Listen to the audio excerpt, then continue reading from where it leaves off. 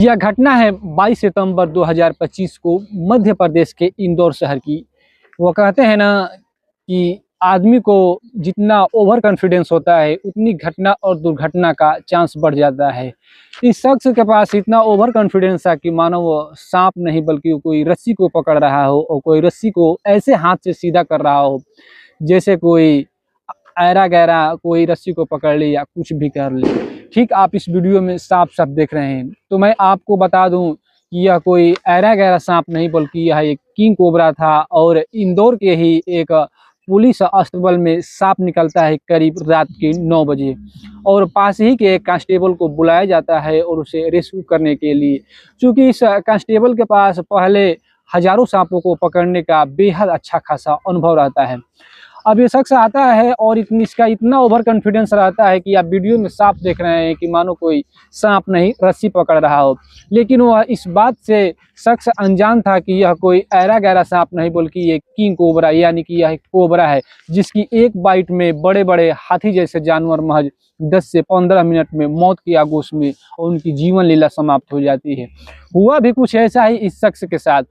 ये शख्स तो पकड़ा उस सांप को ऐसे जैसे मानो रस्सी पकड़ रहा हो, लेकिन इसे पकड़ने के दौरान एक छोटी सी चूक होती है। तो छोटी सी चूक होने के बाद वह सांप उसके पहले हाथों में काटता है। अभी सांप के काटने के बाद वो शख्स जिस जगह पे जिस हाथ में काटा था वहाँ के ब्लड अपने मुंह से निकालता है, चूस के निकालता है। चूस से निकालने के बाद यह इतना ओवर कॉन्फिडेंस मदहोश होता है कि वह कुछ समय तक वह अपने जो साथी रहते हैं, जो आरक्षक रहते हैं, जो यहाँ के लोग रहते हैं, उनसे यह फोटो खिंचवाने मस्त रहता है।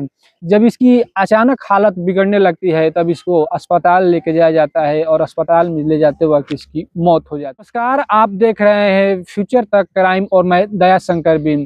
तो हम आपको बताएंगे कि आखिर यह शख्स कौन था, कहाँ का था और एक सर्प मित्र के जान जाने के पीछे आखिरकार क्या कहानी है। तो बने रहिए हमारे इस वीडियो में। यह घटना है 22 सितंबर 2025 की मध्य प्रदेश के इंदौर शहर की। मध्य प्रदेश के इंदौर शहर में एक आरक्षी रहते हैं जो कि एक कांस्टेबल पद पर तैनात हैं मध्य प्रदेश के ही पुलिस विभाग में। वो अपनी पत्नी और एक बेटे और एक बेटी के साथ रहते हैं और जिनका नाम है संतोष चौधरी।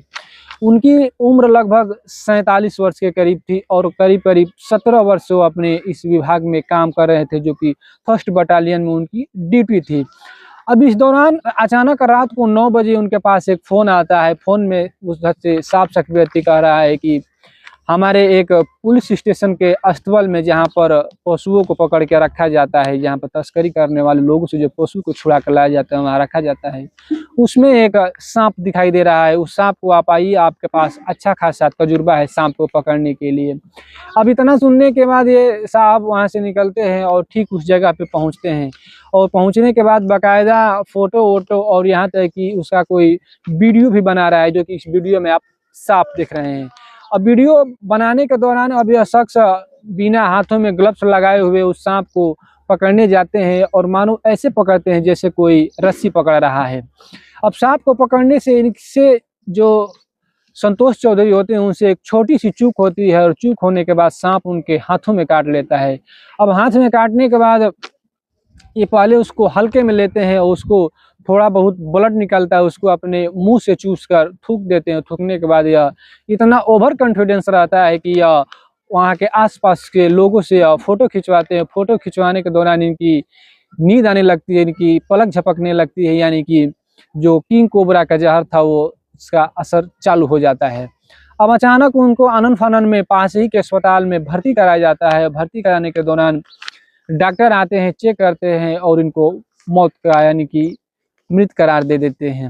अब आनन फानन में इनके घर वालों को सूचना दी जाती है। घर वाले सूचना जैसे ही पाते हैं रोते बिलखते हुए लोग वहाँ पे आते हैं और आने के बाद अब मरने के बाद क्या ही कोई कर सकता है। लेकिन आज के समय में कोई एक बेजुबान को बचाते बचाते एक इंसान अपनी इंसानियत खो बैठा, अपनी 2 बेटियों को छोड़कर, एक पत्नी को छोड़कर इस देश से या इस दुनिया से वह निकल लिया। आए दिन ऐसी घटना सामने आती रहती है कि कोई सर्प मित्र सर्प को या सांप को रेस्क्यू करने निकला है और उस सांप के काटने से उसकी मौत हो जा रही है। लेकिन एक बात तो मुझे भी समझ में नहीं आती कि आखिरकार आए दिन ऐसी घटना सामने आती है और इन सर्प मित्रों का इतना मनोबल बढ़ा है, इतना ओवर कॉन्फिडेंस है, इतना इनका हिम्मत की मैं दाद देता हूँ कि बिना हाथ में ग्लव्स लगाए और बिना सेफ्टी सुरक्षा के सर्प का रेस्क्यू करते हैं और काटने के दौरान उनकी मृत्यु हो जाती है।